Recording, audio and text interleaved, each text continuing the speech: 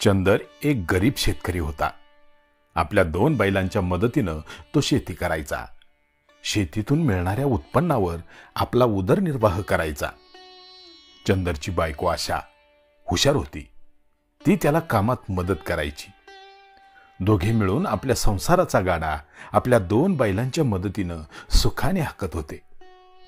एके दिवशी सकाळीच आशा गोठा झाडायला गेली. आज जाऊन बघते तर काय, गोठ्यात एकच बैल होता.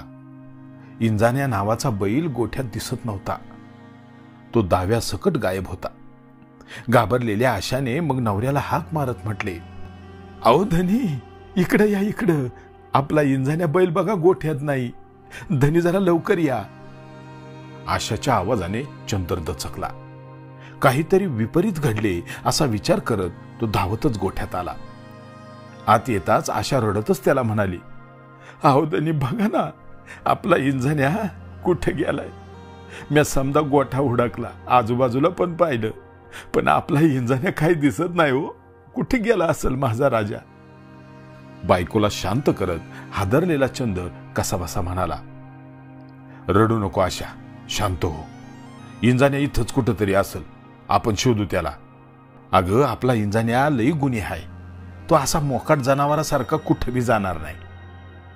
त्यावर आशा शंकाकुल स्वरात आपल्या नवऱ्याला म्हणाली, मला माहित आहे होते, पण त्याला कुणी पळून तर नेलं नसल ना. नाही ग, तसं नसल. इंजाण्या असेल इथंच कुठेतरी. चाल, आपण शोधूया त्याला. असं म्हणत चंदर आशाला घेऊन बैलाला शोधायला निघाला. खूप प्रयत्न करूनही त्यांना बैल काही मिळाला नाही. त्यांनी सारा गाव पालथा घातला, शिवार उडकून काढले, नातेवाईकांना निरोप दिले, आजूबाजूच्या गावात चौकशी केली, पण त्यांचा इंजाण्या काही त्यांना सापडला नाही. दोघे नवरा बायको निराश झाले. इंजाण्याशिवाय शेती कशी करायची हा प्रश्न सुद्धा वासून त्यांच्या पुढे उभा होता. मशागतीची कामे अडून राहिल्याने चंदर अस्वस्थ झाला होता. काहीही झाले तरी शेतीची कामे करावीच लागणार होती. त्यामुळे इंजाण्याच्या जागी दुसरा बैल विकत आणण्याशिवाय त्याच्या पुढे पर्याय नव्हता, आणि म्हणून त्याने दुसरा बैल विकत घेण्याचा निर्णय घेतला. चंदर स्वभावाने गरीब आणि भोळा असल्याने बैल विकत आणण्यासाठी आशा सुद्धा त्याच्याबरोबर निघाली. दोघेही बैल बाजारात आले. मनासारखा बैल ते शोधू लागले. बैल बाजारात फिरता फिरता अचानक एके ठिकाणी त्यांना त्यांचा इंजाण्या बैल दिसला. तसे दोघेही तिकडे धावले. एक भला भक्कम माणूस बैल विकत होता. त्यानेच इंजाण्या बैल चोरलेला होता आणि आता त्याच्या दावणीला इंजाण्या बैल बांधलेला होता. आशाने मागचा पुढचा विचार न करता त्या चोराला रागाने जाब विचारला, काय रे, हा बैल कुणाचा आहे? कुणाचा आहे म्हणजे? माझा आहे, मी तो विकायला आणलाय. त्या चोरानं उत्तर दिलं. काय म्हणतो? हा बैल तुझा आहे? खोटं बोलतोस का आमच्याशी? अरे, हा बैल तर आमचा आहे, आमचा. आणि हा आमचा इंजाण्या बैल तू चोरून आणलाय. बऱ्या बोलानं आमचा बैल आमच्या ताब्यात दे, नाहीतर मी पोलिसांनाच बोलवीन. आशानं दम दिला. ए बाई, धंद्याच्या टायमाला कशाला डोकं खाती ग? तुला जर बैलच पाहिजे असेल तर विकत घे, आणि विकत घ्यायचं असेल तरच बोल, नाहीतर निघ पुढं. तो चोर रागाने बोलला. यावर दोघांची बरीच हुज्जत झाली. दोघांचे भांडण मिटवायला माणसे जमली. दोघांचे म्हणणे ऐकून त्यावर मार्ग शोधू लागली. इकडे आशा बैल माझा आहे असं म्हणत होती, तर चोर सुद्धा तो बैल माझा आहे म्हणून ठामपणे सांगत होता. कोणीच माघार घेत नव्हते. अचानक राधाने इंजाण्या बैलाचे डोळे झाकत चोराला विचारले, हा बैल तुझा आहे म्हणतोस ना? मग सांग बरं, या बैलाचा कोणता डोळा खराब आहे?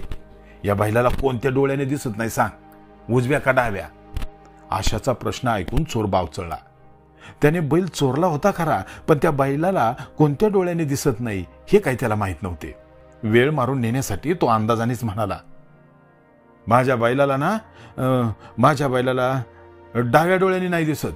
नीट विचार करून सांग, आणि जर का तुझं बोलणं खोटं निघालं तर मग मी काय ऐकून घेणार नाही, आधी सांगून ठेवते. आशाने चोराला फटकारले.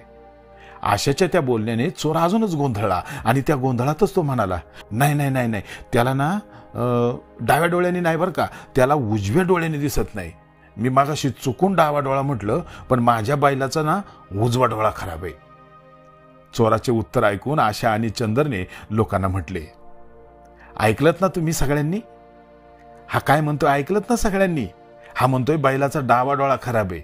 आणि आता म्हणतोय की बैलाचा उजवा डोळा खराब आहे, बैलाला उजव्या डोळ्याने दिसत नाही. पण लोक हो, आमच्या या इंजाण्या बैलाचे दोन्ही डोळे चांगले आहेत हो. त्याला दोन्ही डोळ्यांनी नीट दिसते, बघा तुम्हीच खात्री करा, असं म्हणत आशाने बैलाच्या डोळ्यावरचा हात बाजूला काढला. बैलाचे दोन्ही डोळे चांगले असल्याची खात्री पटताच लोकांनी चोराला पकडले आणि मग सगळ्यांनी मिळून चोराला चांगलेच बदडून काढले आणि पोलिसांच्या ताब्यात दिले. त्यानंतर आशा आणि चंदरने मोठ्या आनंदाने आपल्या इंजाण्या बैलाला सोडले आणि मग त्याला घेऊन ते समाधानाने आपल्या घराच्या दिशेने निघाले.